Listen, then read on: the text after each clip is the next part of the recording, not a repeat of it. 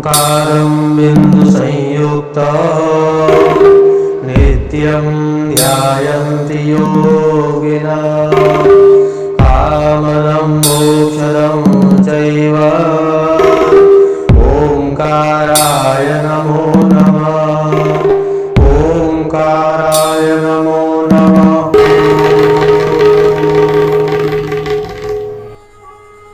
ओम नमो भगवते रुद्राय। स्वस्ति श्री गणेशाय नमः। श्री सरस्वत्यै नमः। श्री गुरुभ्यो नमः। राधा कृष्णाभ्यां नमः। गौरी शंकराय नमः। गजाननं भूतगणादिसेवितं कपितजम्बो फलचारुभक्षरं उमासुतं कविनाशकारकं नमामि विघ्नेश्वरपादपङ्कजं। गुरुर्ब्रह्मा गुरुर्विष्णु गुरुर्देवो महेश्वरा। गुरुः साक्षात् परब्रह्म तस्मै श्री गुरवे नमः। मृत्युञ्जयाय रुद्राय नीलकण्ठाय शम्भवे अमृतेशाय सर्वाय महादेवाय ते नमः। सदाशिवसमारम्भां शङ्कराचार्यमध्यमाम् अस्मदाचार्यपर्यन्तां वन्दे गुरुपरम्पराम्।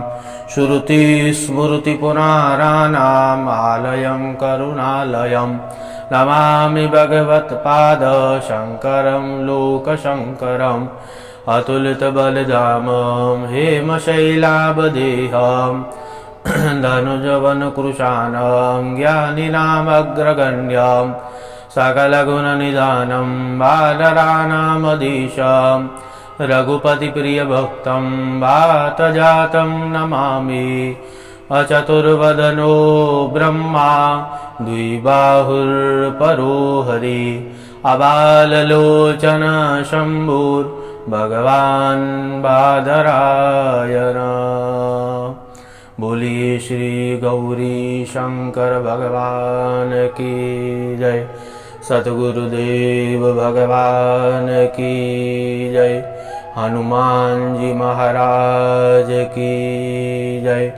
नमः पार्वती पतये हर हर महादेव।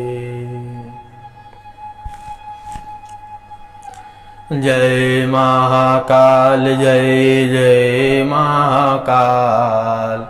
जय महाकाल जय जय महाकाल। जय महाकाल जय जय महाकाल। जय महाकाल प्रभु जय महाकाल। जय महाकाल शिव जय महाकाल।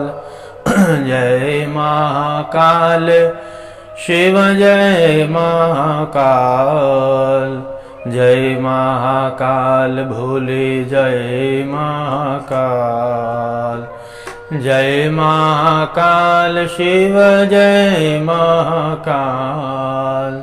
जय महाकाल शिव जय महाकाल। जय महाकाल भोले जय महाकाल। जय महाकाल शिव जय महाकाल। जय महाकाल शिव जय महाकाल। बोलिए श्री गौरी शंकर भगवान की जय। नमः पार्वती पतये हर हर महादेव।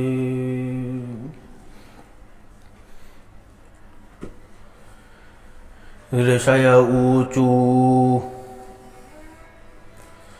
सूत सर्वं विजानासि वस्तु व्यास प्रसादतः ज्योतिकां च कथां श्रुत्वा तृप्तिर्नैव प्रजायते तस्मात् त्वं हि विशेषेण कृपां कृत्वा तुलां प्रभु ज्योतिर्लिङ्गतृतीयं च कथये त्वं हि नोऽधुना।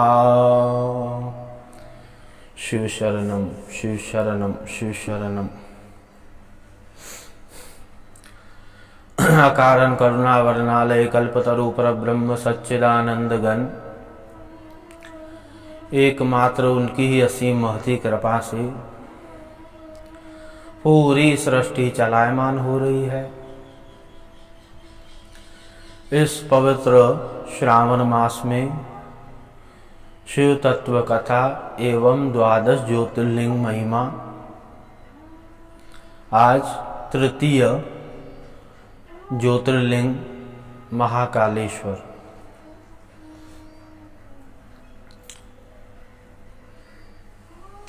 ऋषि कह रहे हैं सूत जी से कि हे सूत जी महाराज, हम अतृप्त हैं, तृप्त नहीं हैं। आपने ज्योतिर्लिंग के विषय में जो भी कथा सुनाई है, पूर्ण से हम तृप्त नहीं हो पा रहे हैं, हम और अतृप्त हैं। हमारे ऊपर कृपा करिए। ज्योतिर्लिंग तृतीयंच, अब हमें और भी ज्योतिर्लिंग की कथा सुनाइए। देखिए महाराज, भक्ति और महापुरुष जब भी कुछ कह रहे हैं, बताते हैं, तो हमें शिक्षा लेनी चाहिए। यहाँ से 88,000 ऋषि कह रहे हैं कि हम अतृप्त हैं, अब तक हमें तृप्ति प्राप्त नहीं हुई है। तो इसका रहस्य क्या है कि जो भी विद्वान पुरुष, महापुरुष, अमलात्मा, विमलात्मा जो भी आपको कुछ महिमा बता रहे हैं, तो उनके सामने आप यही बात रखिए कि हे भगवान, हम अतृप्त हैं और हमें और सुनाइए।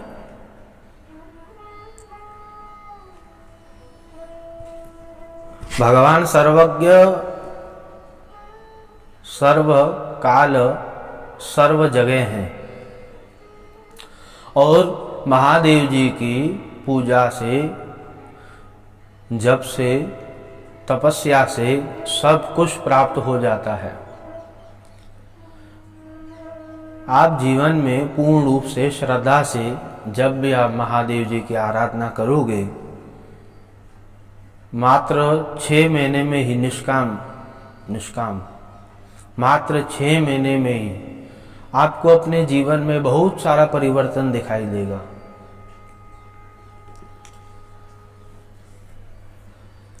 देवगुरु बृहस्पति जी, उन्होंने श्रद्धा पूर्वक महादेव जी की तपस्या की है।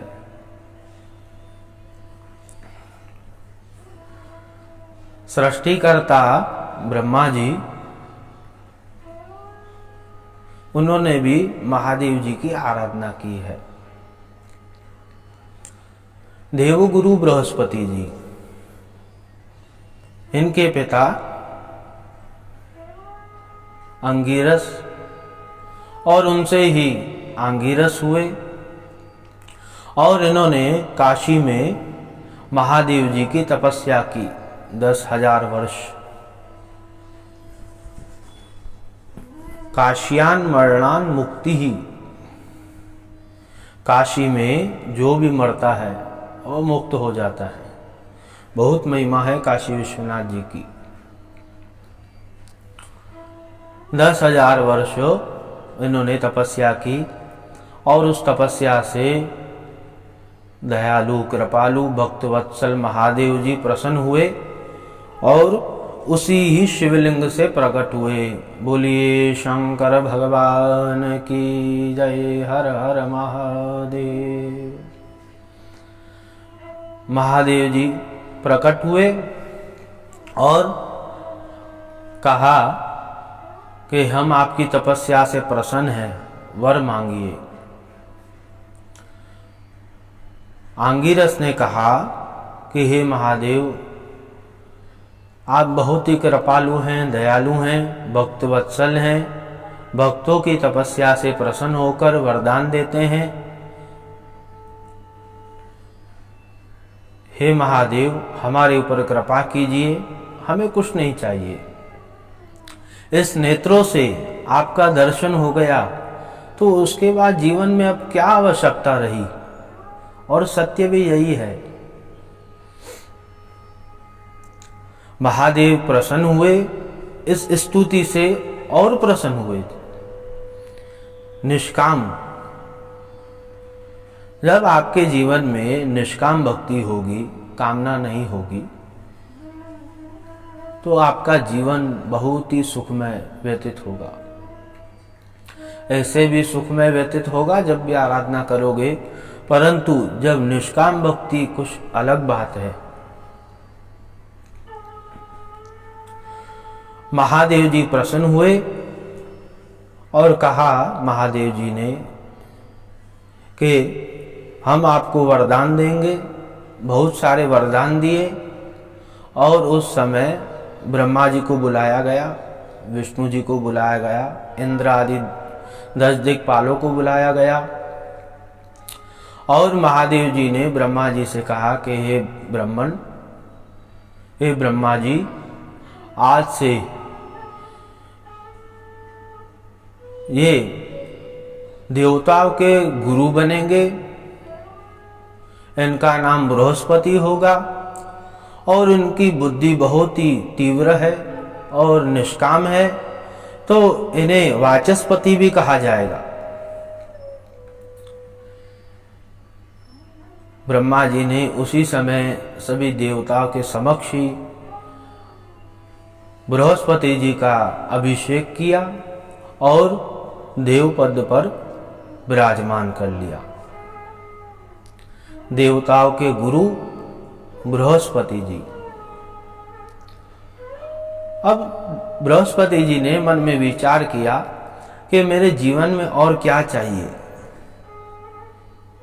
हमने निष्काम भक्ति की और महादेव जी प्रसन्न होकर हमें देवताओं के गुरु बृहस्पति बना लिया। तो ये है निष्काम भक्ति का फल। इसलिए आप जब भी पूजन करते हो, अर्चन करते हो, यज्ञ करते हो, सेवा करते हो, निष्काम करिए। ऋषि कह रहे हैं सूत जी महाराज, हम तो अतृप्त हैं, तृप्त नहीं हैं। और ज्योतिर्लिंग तृतीयंच, अब हमें और ज्योतिर्लिंग की कथा सुनाइए। सूत जी कह रहे हैं, सूत उवाच धन्योऽहं कृतकृत्योऽहं श्रीमतां भवतां यदि गतश्च संगमं विप्रा धन्यो वै साधु संगति। हम धन्य हैं, कृतकृत्य हैं। श्रीमतां भवता यदि गतश्च संगमं विप्रा धन्यो वै साधु संगति। वो संगति धन्य है, साधु संगति। हम अपने आप को बहुत ही धन्य मानते हैं, क्योंकि देखिए सूत जी महाराज कह रहे हैं कि व्यास जी से हमने जो जो सुना है हम वो ही आपको बताएंगे। अब तीसरे ज्योतिर्लिंग महाकालेश्वर, महाकाल महादेव, शिप्रा मैया, अवंतिकापुरी, हर सिद्धि मैया, राजा विक्रमादित्य और सांदीपनी और शिप्रा और मंगलनाथ महाराज। बहुत अद्भुत भूमि है अवंतिका। बोलिए अवंतिका देश की जय। अवंतिकापुरी बहुत ही अद्भुत है, जहाँ बने गणेश जी बैठे हैं। और ही थोड़ा आप आगे चलेंगे, माँ हरसिद्धि मैया विराजमान है। राजा विक्रमादित्य जो विक्रम संवत चलता है वो उनके नाम से चलता है। इससे पूर्व युधिष्ठिर संवत चलता था, फिर विक्रम संवत आरंभ हुआ है, और युधिष्ठिर से भी पहले कृष्ण संवत चलता था। महापुरुषों ने ऐसे वर्णन किया है ग्रंथों में। तो नारायण और ही हरसिद्धि मैया, और आप आगे जाएंगे शिप्रा मैया है, जहां सिंहस्थ कुंभ लगता है।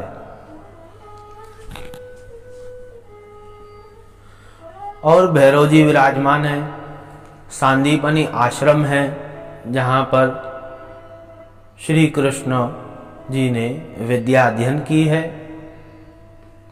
और गुरु माता को प्रसन्न किया है। गुरु माता का जो पुत्र था मृतक, उनको जीवित किया है। और मंगलनाथ है वहां पर। मंगल का पूजन जो होता है, मंगल देव का, मंगल ग्रह का, वहां पर बाहर पूजन होता है। तो अद्भुत, बहुत ही अद्भुत।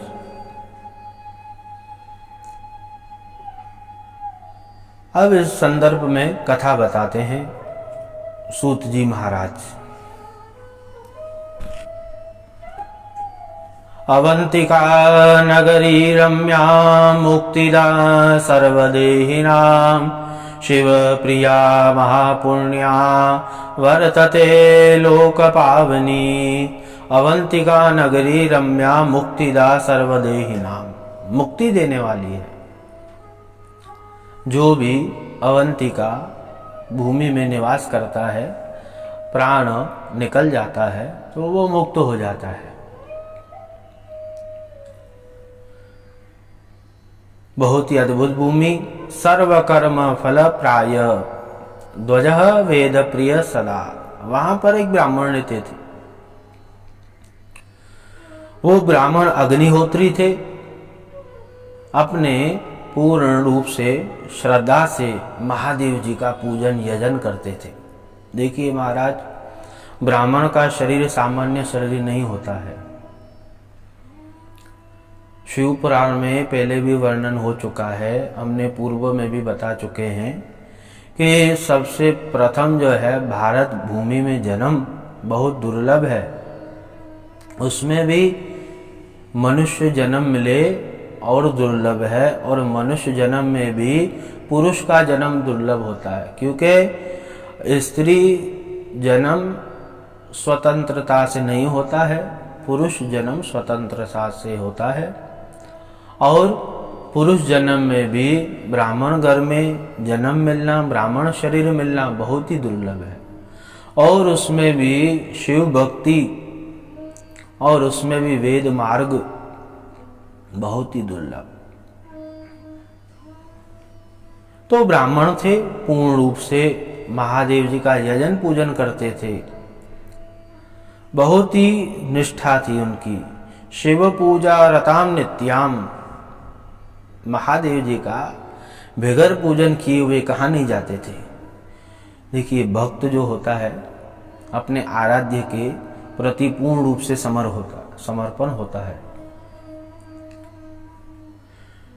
उनके 4 पुत्र थे।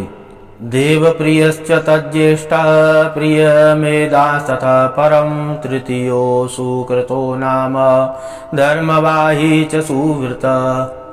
प्रथम पुत्र देवप्रिय, तज्ज्येष्ठ, ज्येष्ठ जो है देवप्रिय, और दूसरा प्रियमेदांस तथा परम प्रियमेद, और तृतीय सुकृतो, और चौथा सुव्रत। 4 पुत्र हैं, और वो 4 पुत्र ही वो भी महादेव जी की आराधना करते हैं। ये बहुत ही दुर्लभ होता है कि माता पिता भी संस्कारवान और पुत्र भी संस्कारवान। बहुत ही दुर्लभ है ये। माता पिता भी आराधना करे और पुत्र भी आराधना करे, बहुत दुर्लभ। वो पुत्र धन्य है जिन्होंने उस माँ के गर्भ से जन्म लिया, जो उनकी जननी है वो भक्तिमती है, माँ कयादु। तो बहुत ही दुर्लभ होता है ये। तेषां ब्रह्म प्रतापांच स वै नगरी चाबता तदा। बहुत ही पांचों मिलकर महादेव जी की आराधना करते थे। देखिए भक्त को क्या मांगना चाहिए शिव जी से, श्वास प्रति श्वास शिव भक्ति प्राप्ति अर्थ है। हमारे एक एक श्वास में शिव भक्ति हो, एक एक श्वास में। बहुत ही अद्भुत महादेव जी की आराधना करते थे। परंतु महाराज वहां पर एक दुष्ट रहता था। पर्वते रत्नमाले च दूखनाख्य मासुर। रत्नमाल पर्वत पे दूषण नामक महासुर रहता था। अब देखिए आसुरी प्रवृत्ति क्या है, ये खल है। दूषण जो है वो खल है। खल का क्या होता है, खाना और लड़ना, और कुछ भी नहीं। खाता है और लड़ता है, और कुछ इसके जीवन में काम नहीं है। सूत जी कह रहे हैं कि हे ऋषियों, वो जो ब्राह्मण देवता है वो पूर्ण रूप से महादेव जी की आराधना करते हैं, परंतु ये दूषण जो है रत्नमाल पर्वत पर रहता है। ब्रह्मा जी से इन्होंने बहुत सारे वरदान प्राप्त किए हैं। अब ये देखिए असुर प्रवृत्ति क्या है, पहले तो बहुत तपस्या करते हैं, फिर तपस्या के बाद वरदान मांगते हैं, और फिर वरदान मांगने के बाद उसी वरदान का बहुत ही उपयोग पूर्ण रूप से नीति से नहीं करते हैं, अननीति से करते हैं। भस्मासुर देखिए, पहले तो महादेव जी से वरदान मांग लिया भस्मासुर ने, और उसके बाद फिर महादेव जी के ऊपर ही हाथ रखने के लिए भागा। तो ये आसुरी प्रवृत्ति है। अब ये जो दूषण है ये चारों तरफ हाहा करने लगा, देवताओं को पराजित कर लिया, देवताओं के ऊपर भी हावी हो गया। और इस दूषण की दृष्टि अवंतिकापुरी नगरी में गई, जहां पर ये वेदज्ञ ब्राह्मण अपनी तपस्या करते हैं, और वो तपस्या करते हैं, आराधना करते हैं महादेव जी की, और भक्तों को भी शिक्षा देते हैं। अब इसकी दृष्टि वहां गई और वहां आया और कहने लगा है, दैत्य उवाच किमेते ब्राह्मणो दुष्टा न कुर्वति वचो मम वेद धर्म रता एते सर्वै दंड्यमता मम। अरे हे ब्राह्मणों, तुम क्या समझते हो अपने आप को? मैंने तो देवताओं को पराजित कर लिया है, तो तुम ब्राह्मण क्या चीज है? आप ब्राह्मण क्या हो? हमने देवताओं को पराजित कर लिया, और आप बंद करो ये शिव नाम लेना, शिव जी की आराधना बंद करो, महादेव जी का पूजन यजन बंद करो। अब सब भयभीत हुए। सूत जी कह रहे हैं, सूत उवाच इति निश्चिते ते दैत्यश्चत्वार पावका इव। हे ऋषियों, वो जो चार थे वो डर गए, भयभीत हो गए, परंतु उस क्षण के लिए डरे, बहुत ज्यादा नहीं डरे, एक क्षण के लिए डरे। उन्होंने पूजन भगवान का नहीं छोड़ा, यजन नहीं छोड़ा, शिव नाम लेना बंद नहीं किया उन्होंने, महादेव जी का नाम लेते रहे। और वहां की जो प्रजा थी वो प्रजा भी उस ब्राह्मणों के यहाँ पर आई और कहने लगी, लोक ऊचू स्वामिन् किं च कर्तव्यं दुष्टा च समुपागता सिंहता बहवो लोका आगताश्च समीपतः। कि हमें क्या करना चाहिए? ये दुष्ट जो है दूषण बहुत ही पीड़ित कर रहा है हम सबको, हमें क्या करना चाहिए? तो ब्राह्मणों ने कहा, ब्राह्मण उवाच ब्राह्मण ऊचु श्रूयतां विद्यते नैव बलं दुष्ट भयावह न शस्त्राणि तथा सन्ति यच्यते मुखः पुनः। आप जो है डरिए मत, महादेव जी का नाम लीजिए। इस संसार में ऐसा कौन सा भी अस्त्र शस्त्र नहीं है जो शिव नाम के आगे टिक सके, महादेव जी के नाम के आगे टिक सके, खड़ा रह सके। शिव शिव शिव कहते रहिए और पूर्ण रूप से निष्ठा से कहते रहिए। देखिए फिर आप सब ने मिलकर ब्राह्मणों की बात को शिरोधारी किया और महाराज महादेव जी का नाम लेना आरंभ किया। शिवो रक्षा कृत्वाद्या सुराणां भवय प्रभु नान्यथा शरणं लोके भक्तवत्सल शिवात्। हे प्रभु, हे शिव, हम आपकी शरण में आए, आप हमारी रक्षा कीजिए। हे भक्तवत्सल, हे दीन दयाल, हे कृपालु, हे शरणागत वत्सल, हे महादेव, हे महादेव, हे महादेव, हमारी रक्षा कीजिए। अब महाराज जी, भक्त की पुकार और भगवान न सुने, ऐसा कब हो सकता है? नहीं हो सकता है।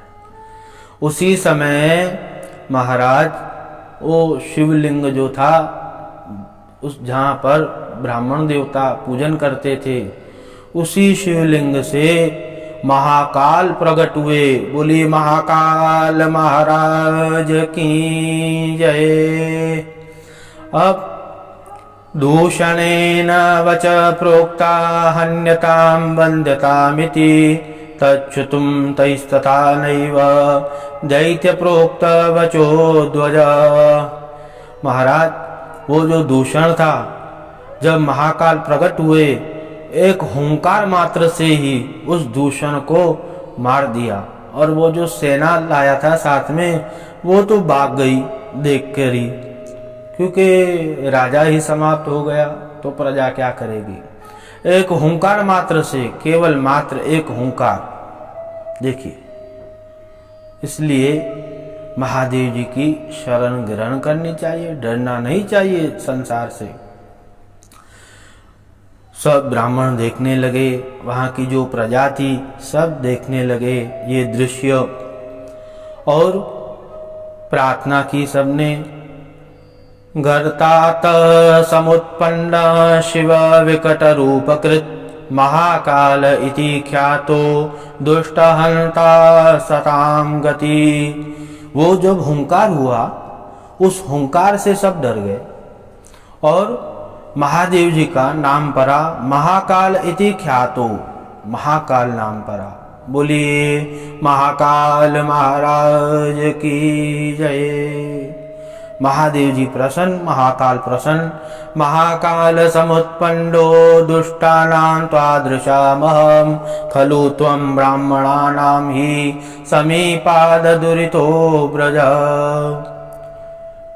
हुंकार मात्र से समाप्त हो गया, प्रजा भाग गई, उनके जो भी सिपाही थे सब भाग गए और वहां का वातावरण शांत हुआ।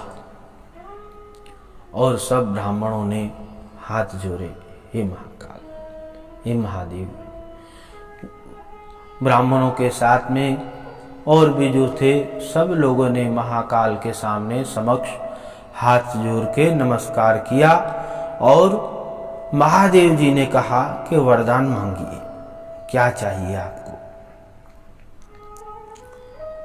ब्राह्मणों ने कहा, ध्वजा ऊंचू महाकाल महादेव दुष्ट दंड करो प्रभु, मुक्तिं प्रयच्छनः शंभु, संसारां मुदत शिव। अत्रैव लोकरक्षार्थं स्थातव्यं त्वया शिव, स्वदर्शकान् राजशंभो तारक त्वं सदा प्रभु। हे महाकाल, हे महादेव, हे दुष्टों को दंड देने वाले प्रभु, हे मुक्ति देने वाले शंभु, एकमात्र संसार में हम भक्तों को आपका ही आसरा है और कहाँ पर भी हमें आसरा नहीं है। हे महादेव, हमारे ऊपर आप प्रसन्न होइए। लोक रक्षार्थम, इस लोक की रक्षा के लिए आप यहाँ पर ही विराजमान होइए, आप कहाँ नहीं जाइए। तो महादेव जी प्रसन्न हुए और जो ब्राह्मणों ने वहाँ पर शिवलिंग का पूजन किया था, उसी ही शिवलिंग से महादेव जी विख्यात हुए महाकाल नाम से। और महादेव जी ने कहा है, वरदान दिया है, सुनिए आप भी। महाकालेश्वरो नाम शिव ख्यातश्च भूतले, तं दृष्ट्वा न भवेत् स्वप्ने किंचित कामपि ध्वजा। हे ब्राह्मणों, ये शिवलिंग महाकालेश्वर नाम से विख्यात होगा। जो भी भक्त यहाँ पर आएगा दर्शन ही कर लेगा, मात्र स्वप्न में भी कष्ट नहीं देख सकता है। और यम यम कामपेक्षैव तल्लिंगम भजते त्वया, तम तम कामवाप्नोति लवेन मुक्तिं परतच्च। जो भी व्यक्ति जो भी कामना लेकर यहाँ पर आएगा, उनकी वो कामना पूर्ण हो जाएगी और अंत में यहाँ पर जो निवास करेगा इस भूमि पर, जब प्रारब्ध अनुसार उनकी आयु समाप्त होगी तो वो भक्त मेरे कैलाश में निवास करेगा। बोलिए महाकाल महाराज की जय।